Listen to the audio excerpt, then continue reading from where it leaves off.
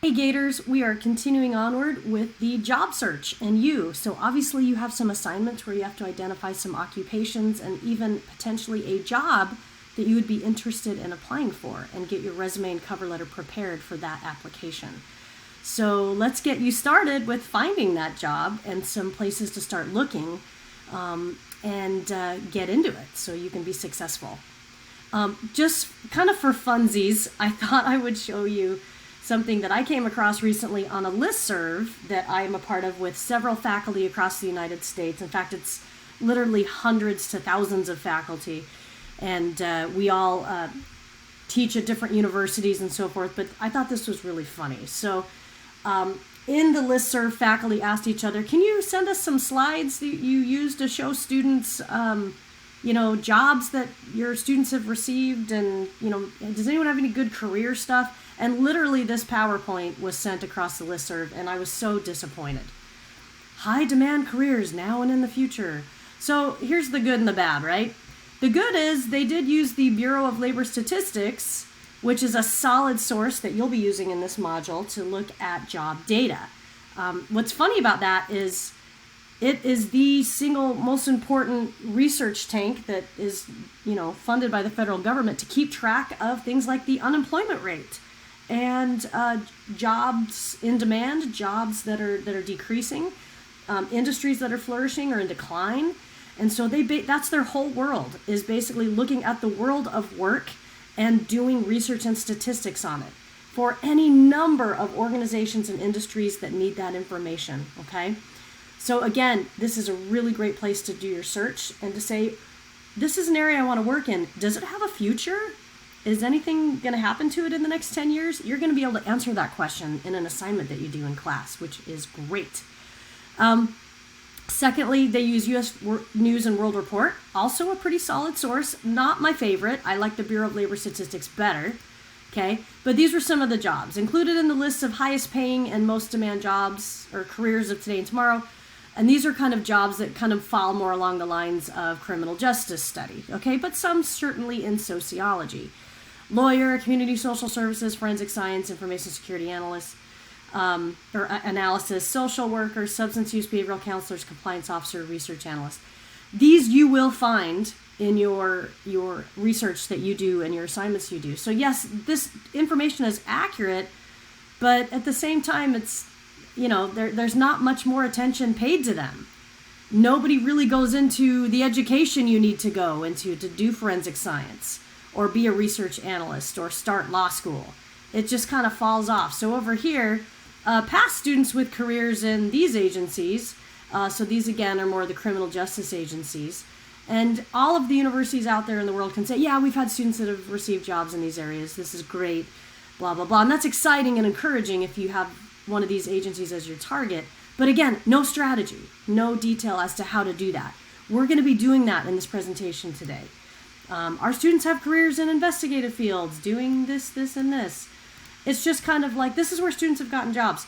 How does that help you maybe follow suit in getting that job, just knowing somebody else got a job in it? I mean, it gives you confidence, but again, no strategy. Our graduates have careers in these areas, right? Counseling, social services. So it's a PowerPoint that's meant to expand your horizons and think more creatively about different places you could land. Nice, but again, no strategy. So I show you this just to say this is illustrative of the crappy effort, unfortunately, that a lot of universities are doing for their students, which to me falls way below where they need to be. You guys need the support, the tools, the strategies, and the assistance and the resources to give yourself the best fighting chance at employment in what is most satisfying work for you once you're finished with your degree. So to me, this was like a reminder of how bad we're doing. Are we going into the fact that actually some of these fields are in decline, or they're evolving? They're now requiring different education. They're requiring extensive background checks. How do you prepare for that? I mean, are they even getting in that? No, not really. So unfortunately, your peers at other universities are getting this little 5-point PowerPoint 6-point treatment, this 5-slide treatment. You're not. You took the bull by the horns and said, hey, I actually need to formalize some of this stuff because graduation is coming and I'm not ready. Okay? So here's the deal. With what you're doing right now, and again, I know this is kind of a long pep talk, but I'll be concise. Think about this. Only 15% of students that walk through the doors of a career center are their target audience. Okay? Most campuses have career centers and have incredible resources to utilize. Mock interviews, resume critiques, salary negotiation practice, all kinds of good stuff that is really helpful in the job search process. But most students never, ever go through the doors of their career center or never even go on their website. A lot of these kinds of resources are e-learning, quick workshops, quick pep talks, strategies that are really easy to come by. But again, we get it. We're faculty. We know that most of your time and attention is spent on the classes right in front of you because that's where you're getting your credits and that's where you're getting your grades. And if anything that's required of you of college doesn't come with grades and credits, you're probably not going to do it. Okay? So that's why it's important to be in a class like this one. To say, I'm going to make it my business and my time allocation to actually work on my resume, to actually write my law school statement, to actually learn how to job search a little bit better. Because if I don't put the time into it and formalize it, it's not going to happen and I'm going to be flailing around and really off course. So congratulations for taking this class. Again, I pack it with strategies. And if you find that there's something you really wanted that you didn't get to see, or some way I missed the mark, please let me know. This is an active class. It's an active construction class, and I can certainly add those items in future modules. And chances are you aren't the only one that wanted it. So please be vocal. Okay, let's plunge in. Identifying job leads. So this is just an acknowledgement of 2 different ways that we get job leads, or essentially a way to find out about employment opportunities. So first you have the visible job market, right? This is the traditional way where you can see print or web ads. You have employment services that you register with, or temp agencies, temporary work agencies. You also have even places like business pages or websites, and certainly online job searching. So these are the things that are at arm's reach that we can get at pretty easily without much effort. Then you have the hidden job market. Okay, so this is personal organization research, again, driving deeper and deeper into firms and firms who partner with those firms and so forth. Or even talking to employees of those firms, trying to get a sense of what they're about. Identifying hiring managers and sometimes cold calling those hiring managers. You don't want to bother people, but at the same time, sometimes you have to make connections. Networking, right?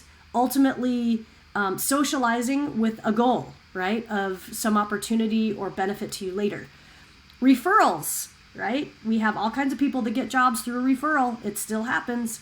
Direct application to employers. So instead of going through an employment service or an online job searching site, you basically go right to that employer's website and you apply directly because you're kind of watching them. They're an employer that's attractive to you and you're waiting for the opportunity to get posted. And then the last one is the one that people really don't like, internal transfers or jobs not posted, right? So all kinds of employment opportunities that never really see the public eye. Now keep in mind there are employers that are required by law, essentially federal employers, and often nonprofits that need to post a position for sometimes at least 10 working days or at least 2 weeks before they consider internal candidates and stuff like that. So sometimes you benefit from a requirement that says we have to consider outside applicants in addition to inside applicants before we go forward with the search. But jobs not posted are usually promotions, right? Now sometimes, again, a promotion will happen just because it's the right time, it's the right opportunity, but that is the hidden job market, right?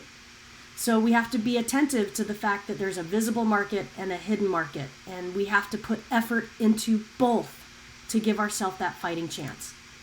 All right, job searches. This is the 21st century, right? Are almost 100% online. We're going to get into this in a moment. So social and professional networking sites, job postings, career development websites are the primary ways people find employment today. So It's not to say that people don't still put want ads in the print newspaper. We still do that. It's just not as common. And those opportunities are usually not for the very high professional level kind of jobs that you're probably seeking that require a bachelor's degree, for instance. Also important, some job searches have required and extensive background checks. Financial and credit histories. Yes, some employers will pull your credit to make sure you're not a liability for a white-collar crime in their organization. Okay? Of course, criminal background checks are required for many jobs. A child welfare history check to make sure you have not had any incidents of neglect or abuse in your contact with children, whether your own or others. A social history. Some people honestly kind of Google their prospective hires and they look at your social networking sites. This is standard advice I give most students. If you post something on your social media account that you wouldn't want your grandma, your clergyman, or your future boss to see, then you probably shouldn't post it. Okay? So that's kind of my guideline. If those three people who could be very sensitive to something you post would be offended by that, then you probably shouldn't do it. So this might be a good opportunity to do a little bit of purging of the social media account to get some of the weird stuff off of there, or the inappropriate stuff, or the stuff that's a little alarming. If you have a social media account that's basically a binging drunken brawl, and it's kind of every pub crawl you've been to in the last 5 years, your employer can see that. It's public. Okay, you may feel like your privacy has been violated, but guess what? You stuck all that on a public website, so there really are no protections there. So you have to kind of Google yourself, look at your social media, look at your accounts, and make sure that it's the most appropriate, respectful, professional representation of yourself out there. Now, I'm not saying take all your pictures of your family vacation off there. You don't have to do stuff like that. That's reasonable. But again, think about how you're portrayed and how a potential employer is going to see you. So the internet has, an elephant's memory. It's hard to completely purge yourself off the web, but you can definitely do some cleanup, which may benefit you. They also do behavioral kind of background checks. I've been involved in this on behalf of students, especially for jobs that require things like security clearances. So if you have security clearances that are part of your employment, they're going to call former faculty members, people in your inner circle, family members, people in your community, maybe church, work, or volunteer organizations, and ask them about all kinds of stuff about you. I've had investigators conducting behavioral background checks, social history background checks to ask if the person that was applying made it on time to class, if they turned in their assignments on time, if they got along with other students, if I ever saw any issues with them being cruel or inappropriate in their behavior, if they were cooperative, if they held responsibility for themselves in class, if they were dependable, right? Those are questions that I've received many, many times from hiring managers, from investigators doing background checks. They want to get to know your behavior, okay? And if I feel like I can't give a glowing review of you, then I don't want to give a review. I don't want to sit and sabotage you to a future employer. And unfortunately, there are a handful of students, not many, in the thousands of students I've taught over the last 10 years, that I've had to decline to be a part of their job application or their references, because I'll say, you know what, I'm proud that you're going out and getting a job. Unfortunately, our experience together is not something that I want to talk about with a potential employer, so you may have to find another reference. I don't like saying that, but I'm trying to be honest. I say, look, there aren't a ton of things I could say about our experience together that might leave you in good hands or put the best spin on it. I mean, I just have to be honest. I mean, I've had students that have asked me for references that were chronically late to class, that never turned anything in on time, and they were just desperate for references, and chances are that behavior followed them around in multiple classes, and they're just trying to find anybody that they can use as a reference. But I told them, I'm not going to be able to say a lot of good stuff about you, so you might want to seek somebody else. Again, very rare, but very sad to have to say that. So keep in mind, for some employers, they're going to call those references, and they're going to ask them those kinds of questions, okay?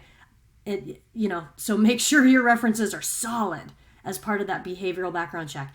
They will often ask for educational transcripts as well. Now, this happens later in the job search.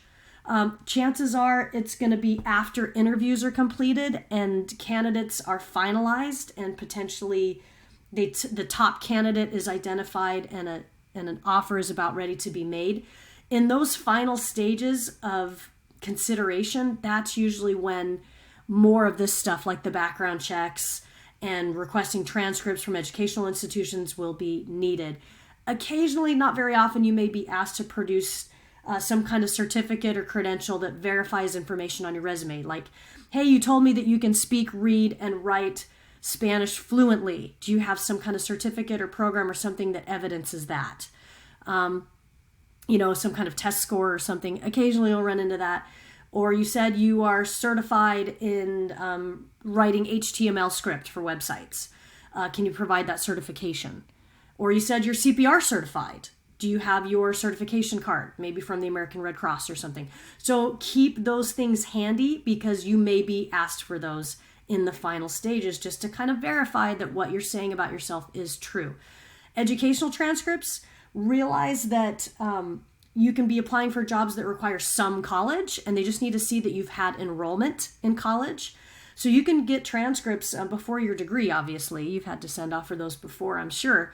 But sometimes students will graduate and they are asking for transcripts before degree conferral. Okay? That's risky. Okay? So you'll need to have some communication with the registrar and say, hey, I just graduated. I need to send off transcripts to law schools, graduate schools, or employers. Can you tell me when final transcripts will be available so that it shows that I earned my bachelor's degree and it has a degree conferral date on the bottom of when I earned that degree? Because if you request that transcript too early, and before they've done final grade processing or verified your degree and done a degree audit on you, then it's going to show you didn't graduate. And then you're going to have to request another transcript again and spend more money again getting the one that says you graduated. So keep on top of those kinds of things with transcripts, okay? You also have to kind of keep track of how to request those transcripts because maybe you transferred from a lot of schools and you got to make sure you know where those websites are, keep a little extra money around to request the transcripts, to pay the fees, and all those kind of things, okay? So again, these are things that you want to do as a part of your job search because sometimes in the middle of finding a job, they want you to upload items. Occasionally, employers will take transcripts issued to student that are not official and need to be sealed and signed and sent off directly to the employer. So you may want to request copies of transcripts for yourself issued to student, and they usually put some kind of marker or stamp on there. And you can have a scanned PDF version of those that you can upload to an employer's application. I've actually had to do that many times because often employers will say, if you have transcripts issued to the student, those will suffice for now until we can get final transcripts from you later in the further part of the search. Okay, so again, keeping copies of stuff, doing your social media purging, all these kinds of things are really, really important. But let's jump into these websites. So these are the most common job search websites, okay? Some are more popular than others, and I'm sure you've heard of many of them. Some attract certain kinds of employers or certain industries more than others. But you can find jobs on all these websites. Yes, even Twitter can have classifieds or job listings, okay? I have a video that I've put on Module 2 that actually shows you over the last 20 years how these job search websites have changed as far as millions of searches by users. And they show you which ones are the career leaders today. Okay, so maybe, Indeed was really good right now, but before that, Career Builder was really good, right? Or Monster had its heyday, right? And now it's really, Oodle. So keep in mind, these sites come and go, and it is important to stay on top of the ones that are going to give you the best results. These are the top 10 jobs or career websites as of May 2020. Okay, LinkedIn is huge. Again, not so much jobs, but more career networking. Indeed, Nowcree is another one. Monster, JobBait, Dice, Career Builder, Jibber Jobber, Glassdoor. Okay, some of them, again, have different areas of focus as far as maybe they're seeking diversity jobs or tech jobs or jobs in nonprofit, jobs in the private sector. But these are websites you're going to want to look at, and I'll give you some strategies for using them in just a moment. So, for example, tips for using Indeed for your job search. Simplify your search. Make sure you know your industry and the keywords that your industry is after. It's important to get the mobile app and activate alerts. Set up email job alerts if a position comes up that meets your criteria. Often these websites you can upload resumes, cover letters, and so forth, kind of more standard ones that employers can kind of file through and select. So creating yourself a portfolio or an application on these websites is often a good idea. Using the salary search tool in Indeed. So making sure that you're meeting your salary requirements for your cost of living. Participate in Indeed discussion forums. Again, sometimes you find out Apple is hiring, or you find out Google is hiring, or hey, Microsoft just laid off a bunch of people, right? So you'd want to know that kind of news as it's happening because you don't want to be kind of beat to that job. Well, we're going to stop here for a moment because we're going to drive into more specific areas like nonprofit and government. But I felt like this was important to go through for now, and we'll see you in the next lecture.